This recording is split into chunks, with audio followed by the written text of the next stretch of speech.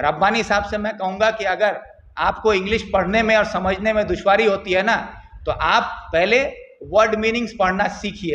अभी आपको word meaning dictionary मैं भेज दूंगा, क्योंकि ममता बनर्जी मुसलमानों को बेवकूफ़ समझती है कि वो बेवकूफ़ बना के रखना चाहती हैं, और बेवकूफ़ बनाने के लिए कुछ उल्लू पाल के रखी हैं, जिसमें मुशर्रफ हुसैन साहब हैं और हमारे जनाब गुलाम रब्बानी साहब हैं। एक शेर है जिसमें कहा गया है कि एक ही उल्लू काफ़ी है बर्बादे गुलिस्ता के लिए।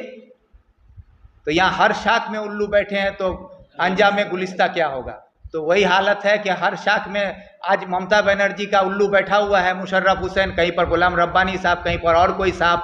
तो ऐसे उल्लुओं को बैठा के इस गुलिस्ता को बर्बाद करने का काम ममता बनर्जी कर रही है।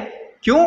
क्योंकि उसको बीजेपी को खुश करना है, आरएसएस का एजेंट बन के काम कर रही है बंगाल में। इस बात को अगर मुसलमान नहीं समझे, बंगाल के लोग नहीं समझें, तो ये समझ लीजिए कि आने वाले वक्त में हमारी तबाही इन्हीं लोगों के हाथों होगी।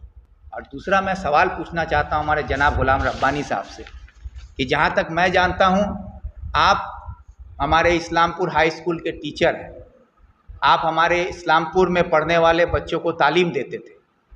आज आपको अल्लाह ताला ने इज़्ज़त बख्शी है, आप हमारे बंगाल के मिनिस्टर हैं। लेकिन मेरा सवाल ये है कि आप इस्लामपुर में इंग्लिश पढ़ाते थे, मैंने सुना है।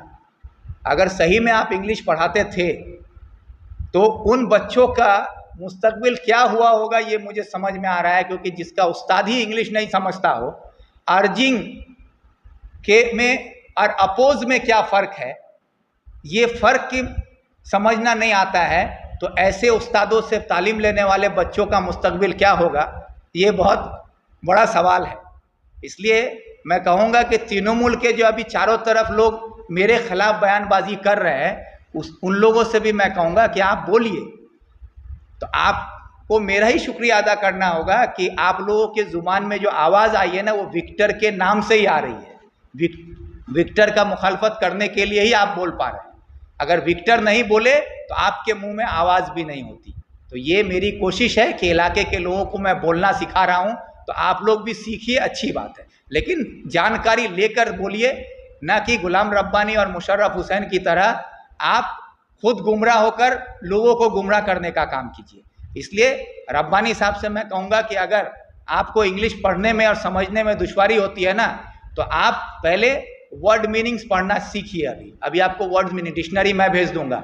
डिक्शनरी चाहिए तो पैसा मैं दे दूंगा, डिक्शनरी आपको मेरे तरफ से गिफ्ट करूंगा। पहले अच्छे से आप अर्जिंग और अपोज वर्ड्स का मायने को समझ लीजिएगा कि गवर्नमेंट अर्जिंग कर रही है, उसका मतलब खुशामद कर रही है, और अपोज करना मतलब इसके मुखालफत कर रही है।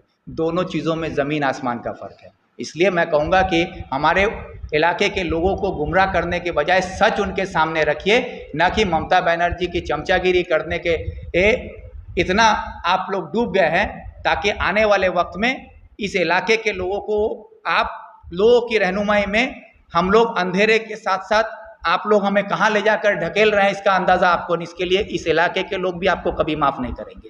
यही मैं कहना चाहता हूँ।